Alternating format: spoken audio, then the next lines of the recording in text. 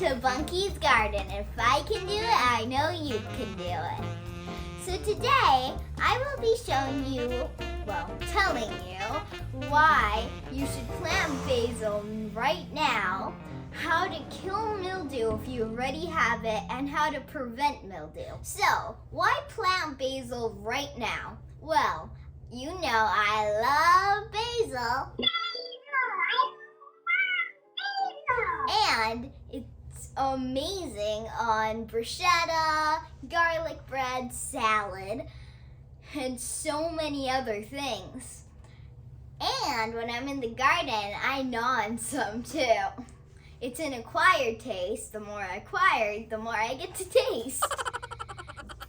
I always start my basil from seed, and yes, I'm going to be showing you all of my basil secrets.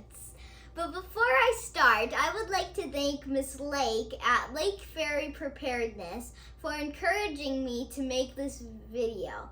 She's a great prepper, and she's a great friend as well to me and my sisters at Vineyard Chicks. So in summer, I plant enough basil outside that I can dry some for the winter. So I have some dead leaves here already, and you can see they're already getting weathered. So, and then sometimes I put them on a paper plate off the stems and dry them, put them here. Or I get string and I just hang them up on my garden. Basil is a great decoration. And just have them dry for a long time. So this is a good way to dry them. Let's start planting. So the basil I'm using is, as always, Genovese basil, or as my grandpa and dad say it, Genovese basil. And I also just love basil. It's my favorite kind of Italian basil that I've always planted. So, I also love crowd seeding. And what crowd seeding is putting them all in one pot, very crowded. That's why it's called crowd seeding, because it's crowded. So, let's start. All I have to do is just lightly sprinkle the seeds all over the pot, and you want at least 20 of them. That's a lot of basil. So, okay, that's a lot of basil. So basil seeds are very tiny. So I'm going to take it and that's a good amount, and I'm going to sprinkle them all over.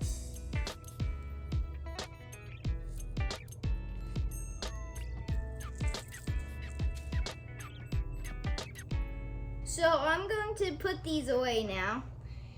But I'm also going to water that because, basil needs water. All plants need water when they're planted all the time. So, water, and then I'm just going to pat down the seeds very gently, not hard, but pat them down, because we really don't need to make divots for the seeds because they're so tiny, as I said. So, I can just pat them down. Okay, so I got my water. And I can just water it now. Then I can pat it down. Okay, I think that's enough. It's important to realize that mildew and basil do not get along. So what I'm going to do is I'm going to put a layer of sand, a very small layer of sand on top of my dirt.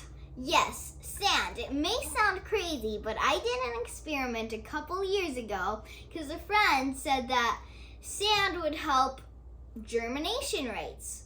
Now, I didn't see any of the sand helping the germination rates for the tomatoes, but I did notice something amazing. The ones without the sand had a little bit of mildew, and the ones with the sand had no mildew. So that's huge for basil. So that's what I I am going to put a layer of sand on top of my dirt. Man, I'm tired. I need coffee. So this is my sand here. So I'm just going to put a good amount, small layer, but a good amount of sand on top of my basil. So, good amount.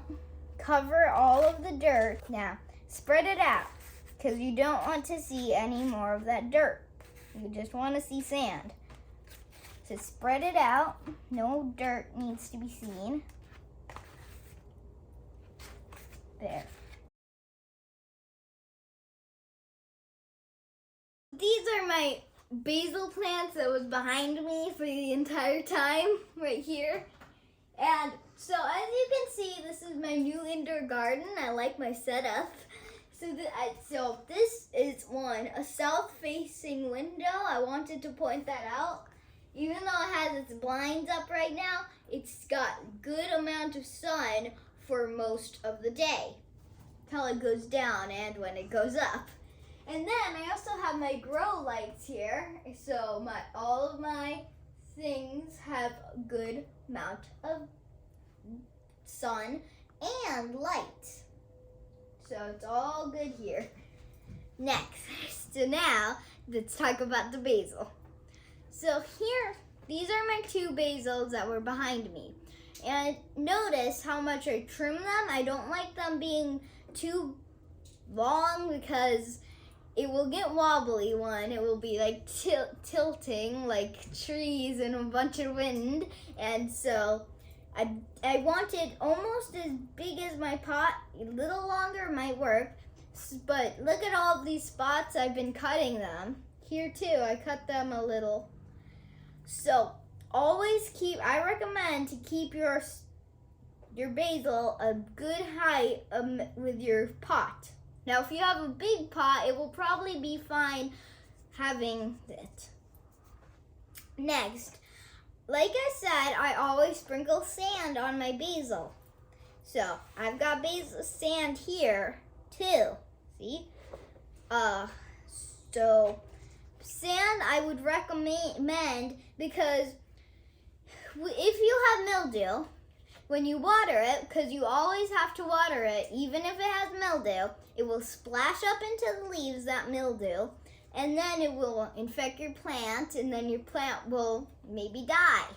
So what you want to do is add sand there so you don't have any mildew, and your plant will be healthy and happy.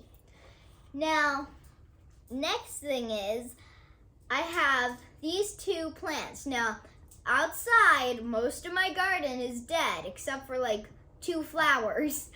And so most of my garden is dead. So for this video, I took 2 plants outside. Now this is another one of my experiments. And I put one in a glass of water and another in dirt as soon as I got in, and then put water just like this setup. And look how much this one has grown. And look at those leaves. These were completely dead. Look, it even has some dry leaves. It looked like that basil over there.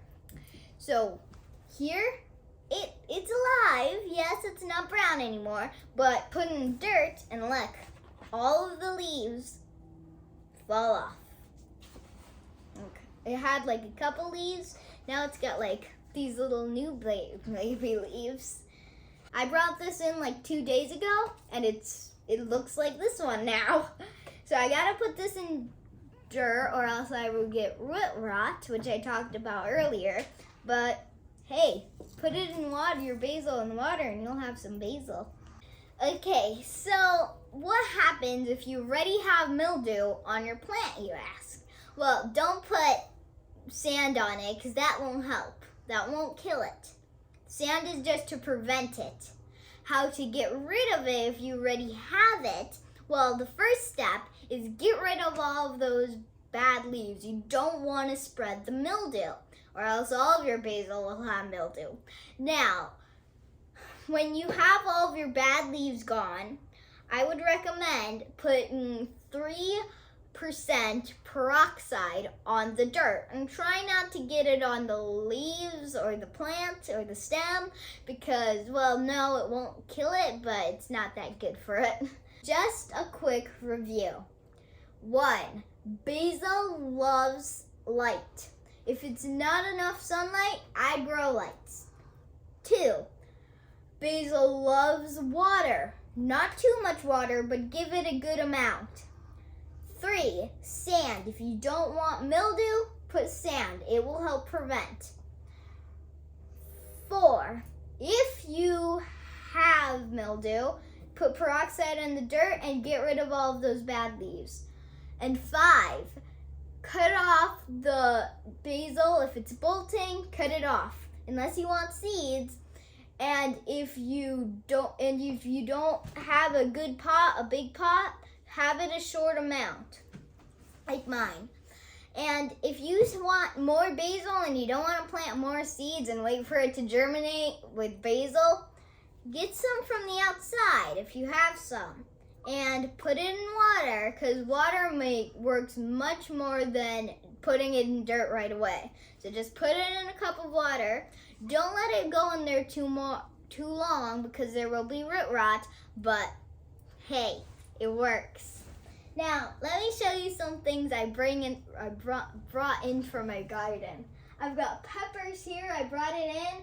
They look sad because, well, there was some bugs, aphids on them. So we brought them out for a long time, cut off the bad leaves, and bring them back in.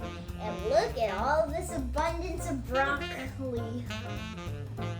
It was bolting, so we had to get it out. Well, bye, and thanks for coming. God bless. Thank you so much for watching. God bless.